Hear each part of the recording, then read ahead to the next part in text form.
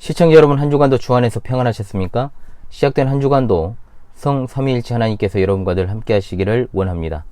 이번 주에도 하나님 말씀 중심의 삶을 살아가시기를 간절히 소망하며 2021년 21주차 하나님의 말씀은 히브리서 3장 14절의 말씀입니다. 자, 함께 외워봅시다. 우리가 시작할 때 확신한 것을 끝까지 견고히 잡고 있으면 그리스도와 함께 참여한 자가 되리라. 히브리서 3장 14절 말씀. 아멘. 다시 한번 외워봅시다. 우리가 시작할 때 확신한 것을 끝까지 견고히 잡고 있으면 그리스도와 함께 참여한 자가 되리라. 히브리서 3장 14절 말씀. 아멘. 히브리서의 지금 연속 강서를 본교회에서 하고 있습니다.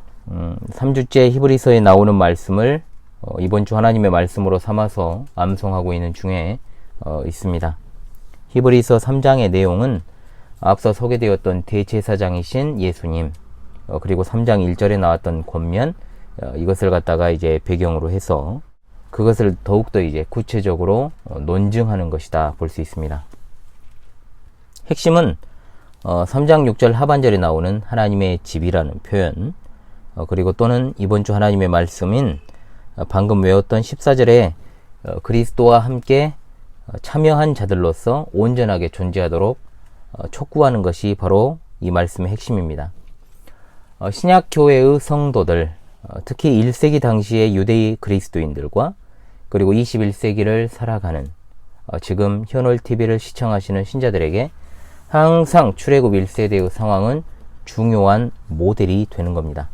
출애굽 1세대가 광야에서 불순종했던 사건을 인용합니다. 출애굽 1세대가 불순종의 결과로 하나님의 안식, 즉 가나안 땅에 들어가지 못했습니다. 인용된 말씀은 시편 95편 6절로 11절인데 이것은 8절을 통해서 구체적으로 우리가 알 수 있는 무리바 사건이라는 사실을 알 수 있습니다. 이스라엘 백성이 르비딤이라는 곳에서 물이 없을 때 모세와 다투다가 여호와 하나님을 시험하여 여호와께서 계시는가 안 계시는가를 의심하고 하나님과 지도자 모세를 향하여서 불평을 쏟아내고 원망했습니다.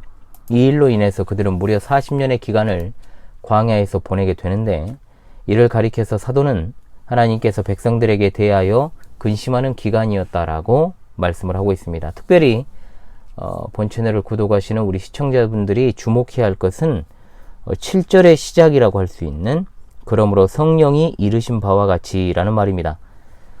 시편의 기자는 다윗입니다. 그러나 결국 그것은 성령께서 말씀하신 것이었으므로 오늘을 살아가는 신약의 성도들은 이제 그 메시지를 성취함으로 받아들이게 된다라는 것이죠. 8절의 시작이 오늘이라고 되어 있는 것은 그 당시 이스라엘 백성의 상황이나 지금 성도들이 처한 상황이나 다를 바가 없다는 겁니다. 그 먼 옛날 사건, 그리고 히브리서의 1차 독자들이었던 유대 그리스도인들이 처한 상황과 우리가 무슨 관계가 있을까요?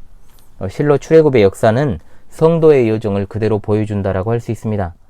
하나님께서는 우리를 애굽 땅 바로의 종되었던 집에서 인도해 내주신 여호와 하나님이십니다.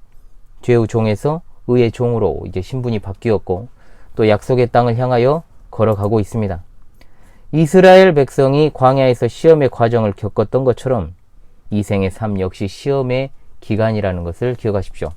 만약에 이 말씀을 받는 사랑하는 시청자들이 확신과 그리고 소망을 붙들지 않아서 하나님의 집에 속하여 있지 않으면 처음 가졌던 소망의 담대함과 그리고 자랑을 끝까지 견고하게 잡지 못하고 불순종하여서 가나안 땅에 들어가지 못했던 1세대와 출애굽 1세대와 똑같은 처지가 된다는 것을 그리고 그 당시 1차 독자들에게 그리고 지금의 우리에게 보여주고 계시는 겁니다.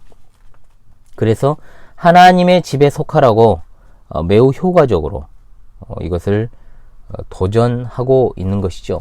그리고 같은 맥락에서 그리스도와 함께 참여한 자가 되라고 14절에 말씀합니다. 어떻게 해야 됩니까?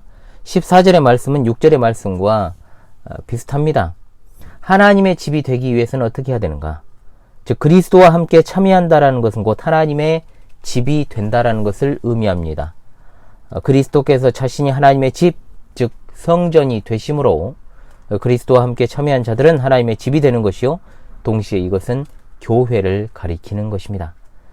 우리가 시작할 때에 확신한 것을 끝까지 견고히 잡고 있으라. 우리가 참으로 그리스도와 연합되어 있다는 사실을 확인하며 증명하는 것, 이것이 바로 끝까지 인내하는 비결입니다. 시작할 때 확신한 것이 무엇입니까? 우리 자신의 공로나 힘이 아니라 예수 그리스도 안에만 있는 구원의 능력을 말합니다. 그것이 우리가 시작할 때 가진 확신이며 처음에 우리를 구원한 바로 그 복음의 메시지입니다.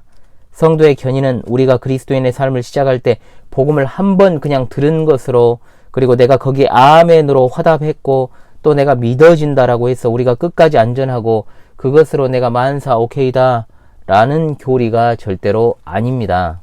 복음의 메시지는 예수 천당, 어떤 불신 지옥과도 같은 원색적이면서 밑도 끝도 없는 메시지가 아니라 우리를 그리스도인이 되게 하는 복음이고 그리스도인으로서 살아가고 살아낼 수 있는 복음인 줄로 믿습니다. 자, 이 위대한 복음을 결코 잃어버리지 마시고요.